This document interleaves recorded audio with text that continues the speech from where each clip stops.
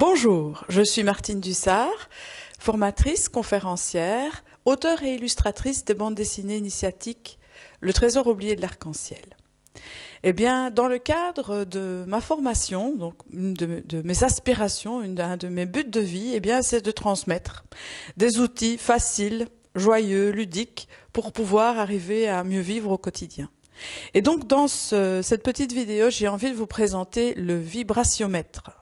C'est un outil que j'ai créé lors d'une soirée partage et donc qui se retrouve aussi dans un de mes livres, donc dans le tome 6 que je vous présenterai tout à l'heure. Et donc le vibratiomètre est derrière moi. En fait, le vibratiomètre, c'est un petit peu le baromètre de notre température émotionnelle, de nos états d'âme, donc la manière dont nous fonctionnons à l'intérieur de nous-mêmes et qui crée des vibrations. Alors, je commence toujours, avant de commencer vraiment le vif du sujet, j'ai envie de vous dire que ce que je vous raconte, c'est juste ma vision du monde. Je n'ai pas la prétention de dire que c'est la vérité. C'est moi, en tout cas, la manière dont les outils utiles et joyeux qui me permettent, moi, de mieux vivre au quotidien, mais ce n'est absolument pas la vérité, c'est la mienne, en fait. Donc, je vous la partage, à vous de voir si elle correspond à vos aspirations, à vos désirs, à vos états d'âme, puisqu'on va parler de ces états d'âme. Alors, vous voyez ici, le vibratiomètre, eh bien, il se présente un petit peu comme un thermomètre qui va de 0 à 10. Et donc, nous passons bien souvent par ces états-là. Et nous avons la faculté assez incroyable, nous les êtres humains, de pouvoir transformer cet état intérieur assez rapidement. Donc, on fera une petite démonstration tout à l'heure. Mais je vais d'abord vous présenter, en fait, ce vibratiomètre. Alors, vous voyez que ça débute ici par la mort, la peur. Donc, quand nous sommes dans un état de peur, eh bien, nous sommes figés comme dans un glaçon, en fait. La peur, bien souvent, elle nous tétanise et nous nous retrouvons vraiment coincés à l'intérieur de nous-mêmes, impossible d'avancer. La peur est bien souvent, elle peut être utile parce qu'elle va nous prévenir qu'il y a quelque chose qui se passe et qu'il faut que nous soyons vigilants et que l'instinct de survie se mette en route. Mais bien souvent, la peur, elle est construite à partir du passé, d'une expérience douloureuse et elle peut se reproduire dans le futur. Et c'est comme si on mettait dans un morceau de glace notre enfant intérieur. Alors je vais vous montrer une petite illustration du tome 5, donc qui parle justement de la peur, cette peur qui nous paralyse par moments pour oser nous exprimer, puisque dans le tome 5, c'est vraiment lié au chakra de la gorge, à la dimension bleue, donc en nous-mêmes. Et donc ici, vous allez voir une petite représentation. Voilà, la petite représentation ici de ce petit enfant intérieur qui est prisonnier, figé dans la glace, parce qu'il a très très peur. Donc chaque fois, dans chaque livre, il y a une histoire. Et ici, c'est le petit enfant intérieur de Sancha, le héros, qui est coincé dans la glace. Donc tout ça pour vous expliquer que cette peur, eh bien, elle est là tout en bas parce que c'est vraiment une émotion qui va nous priver de pouvoir agir. Et donc ensuite, c'est l'apathie. L'apathie, c'est le moment où on ne va pas pouvoir bouger, où on est dans une sorte de on végète en fait, donc on peut plus fonctionner. Et puis tout doucement, c'est le chagrin. C'est toujours bas, mais voilà, le chagrin est là, donc il y a déjà une action, puisque là, il y a un pleur, il y a un contact émotionnel, donc on est dans le chagrin. Puis la douleur qui peut être physique, la douleur qui peut être intérieure, qui peut être morale, les blessures du cœur. Et puis tout doucement, on arrive à la colère. Alors vous voyez que la colère, elle se trouve déjà au niveau du 3, parce que la colère, eh bien souvent, elle est un moteur. Quand on est en colère, eh bien, on contacte en fait l'énergie de la Terre. C'est comme un volcan qui surgit, qui vient nous donner une impulsion de vie. Et donc là, il y a déjà une réaction qui est là. Alors la colère est très malvenue dans notre société parce que bien souvent on nous a dit sois sage, tu peux pas te mettre en colère, ou bien on a peur des débordements que ça peut faire, on a peur du conflit. Et donc ici, la colère est vraiment pourtant une nécessité pour passer à l'acte. C'est vraiment un moteur pour passer à l'acte. C'est la colère aussi qui va nous permettre de poser nos limites, de pouvoir dire non Hein. N'oubliez pas que dire non aux autres, c'est se dire oui à soi-même. Donc c'est important aussi de pouvoir contacter cette énergie qui nous fait remonter justement sur ce vibratiomètre. Le stress aussi. Quand on est stressé, on n'arrive pas vraiment à réfléchir, mais en même temps, on est en action, mais on est aussi dans un vibratiomètre qui n'est pas encore très haut, puisqu'ici on arrive vers le 4. Ensuite, on peut retomber dans un certain ennui, parce que justement, au-delà de ça, il y a le conservatisme. Alors, nous savons tous que l'inconnu fait peur, et bien souvent, nous préférons conserver ce que nous avons, même si c'est désagréable, plutôt que de s'aventurer en terre inconnue et de dépasser cet état. Et donc, ici, on est vraiment à la moitié, donc vous voyez, ici au niveau du 5, et là, je vais avoir en dessous toutes ces vibrations basses, et je vais conserver parfois des étapes bien longtemps, parce que j'ai peur de ce qui pourrait m'arriver si je franchis le pas vers l'inconnu. Alors que, sachez que pour moi, ça a été la seule solution pour pouvoir reprendre le pouvoir de ma vie, arriver à me choisir et arriver à être celle qui, aujourd'hui, vous parle devant une caméra, ce qui aurait été impossible il y a encore quelques années. Donc, voilà. Alors, nous continuons cela. Donc, vous voyez qu'ici, tout doucement, la glace a commencé à fondre. Hein, l'eau commence à être beaucoup plus fluide, elle s'est réchauffée avec la colère. Et tout doucement, elle commence à être des gouttelettes. Et puis, qu'est-ce qui va nous sortir, évidemment, de ce conservatisme? Eh bien, bien souvent, il y a un événement déclencheur. Ça, j'en parlerai peut-être dans une prochaine vidéo. Mais alors, il y a l'intérêt. L'intérêt, justement, pour aller vers un mieux, pour se sentir mieux, pour pouvoir arriver à gérer ce flot émotionnel ou pas que nous avons à l'intérieur. Et donc l'intérêt va nous mener vers un enthousiasme. Je vais être enthousiaste des projets que je mets en route. Je vais être enthousiaste de voir que tiens, si je lis un livre ou si je lis le livre Les trésors oubliés de l'arc-en-ciel, eh bien je peux trouver des clés pour aller mieux. Et donc cet enthousiasme, il va être là pour nous permettre d'aller de mieux en mieux vers nous-mêmes. Ok ? Alors, qu'est-ce qu'on va avoir après la joie ? Parce qu'après cet enthousiasme, eh bien, on va contacter la joie.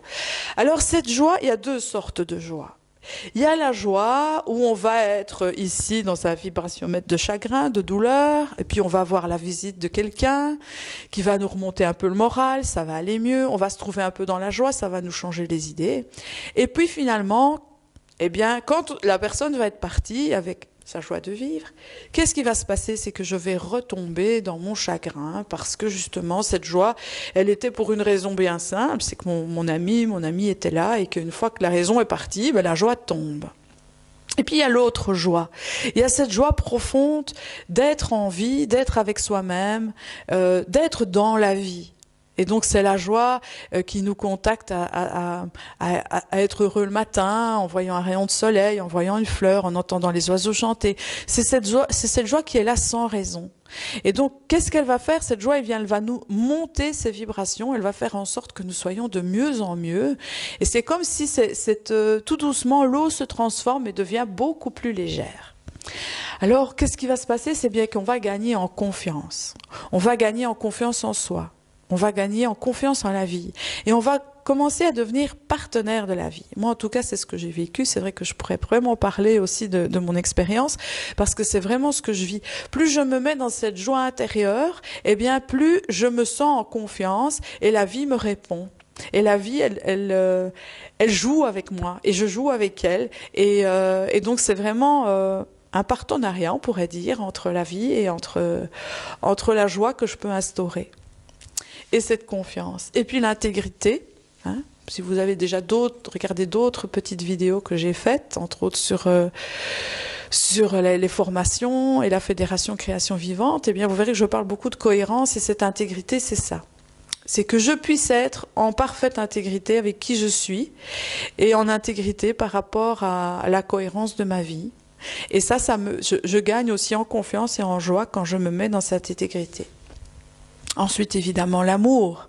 Hein, on sait tous que l'amour transporte les montagnes et peut faire de grands changements. Et quand nous nous connectons à cet amour à l'intérieur de nous, à cet amour pour nous-mêmes, à l'amour pour les autres, eh bien, on se rend compte qu'on est vraiment tous connectés les uns aux autres et que l'on peut vraiment arriver à transcender toutes ces vieilles blessures, tous les métaux lourds qui sont là de notre terreau familial, de notre terreau de vie, de tout notre terreau passé, et donc se contacter l'amour pour pouvoir arriver à transmuter tout ça. Et puis finalement l'extase, cet état de grâce dans lequel on peut se trouver quand justement on arrive à travailler, à jouer avec tout ça. Alors cet état de grâce, eh bien quand on est dans cet amour et cet état de grâce, on peut dire que l'eau, elle n'est plus du tout de la glace, elle n'est plus du tout de l'eau, elle devient de la vapeur, parce que la vie devient beaucoup plus légère. Et donc voilà, moi en tout cas c'est ce que j'expérimente régulièrement. Alors voilà le vibratiomètre. Alors j'avais juste envie peut-être de vous faire sentir un petit peu, de vous faire goûter à quelle rapidité nous pouvons passer d'un état à un autre. Imaginez que vous regardez les informations et que vous voyez aux informations que il y a des enfants soldats qui se font massacrer dans certains pays, qui sont obligés de se battre, qui sont arrachés de leur famille. Vous voyez par exemple qu'au Japon, on massacre les dauphins gratuitement, ou qu'on tue les animaux, parfois avec violence, qu'on les torture. Quand vous voyez la pollution, tous ces animaux, ces oiseaux, on retrouve plein de capsules, on retrouve plein de choses dans leur estomac. Cette pollution des mers, on voit les océans qui commencent à être détruits parce que les petits mollusques commencent à être érodés par tous les pesticides que l'on peut trouver. Quand on voit tout ça, eh bien, qu'est-ce qui se passe? Eh bien, je ne sais pas si vous le sentez, mais moi ici toute seule, je sens que mon vibratiomètre, il descend. C'est comme si je sentais du froid s'installer ici. C'est comme si je sentais de la tristesse qui s'installe à l'intérieur de moi. Et là, qu'est-ce qui se passe? Eh bien, je fais descendre, en fait, ce vibratiomètre.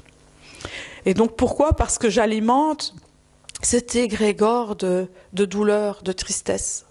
Alors, est-ce que c'est en étant dans ces vibrations basses que je vais pouvoir essayer d'avoir une action sur tous ces changements?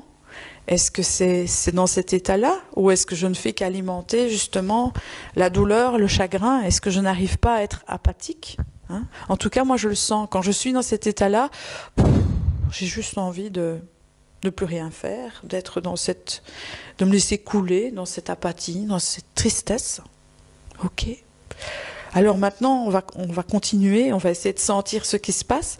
Si maintenant j'imagine justement cette terre qui a été pulvérisée, qui est toute noire, qui est infertile, et puis je vois que dans cette terre, il y a une fleur qui pousse, et que cette petite fleur, elle est là tellement volontaire, elle a tellement de vie en elle, qu'elle a réussi à percer, à trouver un morceau de terre où il y a encore de la vie dedans, et puis qu'un rayon de soleil, un petit peu de pluie l'a fait pousser, et puis que d'autres fleurs se mettent à pousser tout autour. Et puis que je vois finalement que simplement en envoyant plein d'intentions d'amour, eh bien, il y a tout un jardin qui se crée. Et que je vois que la vie reprend ses droits, que l'amour que l'on peut y mettre commence à irradier.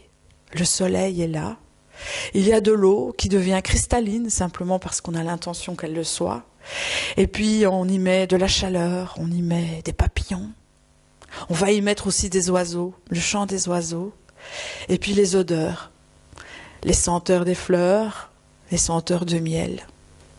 Et puis tout doucement, on va voir cette nature qui s'éveille. La rosée du matin, la brise, les cascades.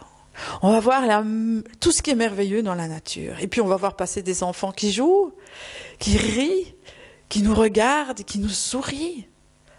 Et puis on va sentir petit à petit en nous cette énergie de vie qui est là. Cet amour qui est là. Et sentez déjà comment sont les vibrations à l'intérieur de vous. Est-ce qu'elles ne sont pas occupées à remonter? En tout cas, moi, ça commence à pétiller à l'intérieur de moi. Et puis vous allez voir des couleurs, vous allez voir des formes. Vous allez sentir que cette énergie de vie, elle est de plus en plus à l'intérieur de vous. Et vous allez sentir que ce vibratiomètre, eh bien, il va remonter de plus en plus. Et vous pouvez sentir la joie qui s'installe. La joie d'être en vie, la joie de voir justement les animaux, la beauté de tout ça. Et c'est en ayant cette vision de la beauté du monde, de la beauté, de sa propre beauté intérieure, eh bien que l'on voit pouvoir avoir envie de transmuter les choses extérieures à nous, mais en y étant dans cette énergie de joie, dans cette énergie de bonheur. Et c'est comme ça que les bonnes choses vont nous arriver. Si on veut combler nos manques, eh bien, en restant dans la peur, eh bien, c'est l'inverse qu'on va acquérir. Par contre, si on se met dans ces vibrations autres, eh bien, à ce moment-là, le meilleur va nous arriver. Parce que ce sont nos besoins qui vont être comblés, plus nos manques. Je reviendrai peut-être aussi par rapport justement à la loi d'attraction et à ce vibratiomètre, qui est très important quand on veut actionner la loi d'attraction, de pouvoir se mettre dans des vibrations qui sont hautes. Donc voilà, j'espère que vous sentez dans vos cellules, que vous sentez dans votre état émotionnel la différence que ça fait en très peu de temps. Ça a pris quelques minutes de descendre le vibratiomètre au plus bas et puis de le remonter. Et donc je vous invite peut-être tous les matins à vous dire, tiens, où est-ce que je suis là sur ce vibratiomètre? Et puis que vous puissiez le remonter. Voilà. Alors j'espère que l'expérience vous a plu, que les petites explications vous ont plu aussi. Donc voilà, je vais aussi vous présenter maintenant le vibratiomètre qui se trouve dans le rayon indigo, puisque en général les outils que je dessine eh bien, se retrouvent dans mes livres. Donc voici le vibratiomètre. Vous pouvez voir aussi que les dessins qui se trouvent dans les livres ne sont pas dessinés dans des cases. Puis je vais vous présenter aussi, pourquoi pas, la couverture du rayon indigo.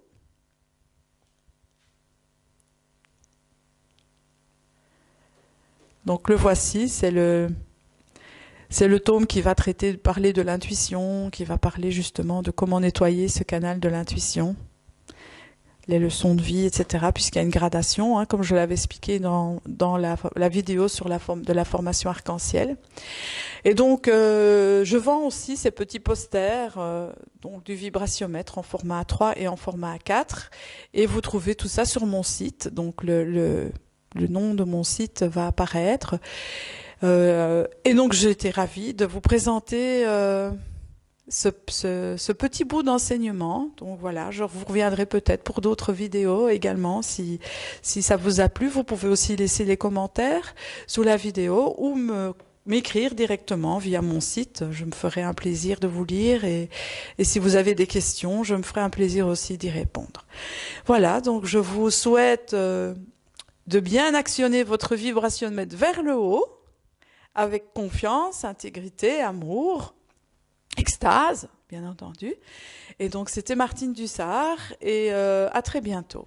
Au revoir.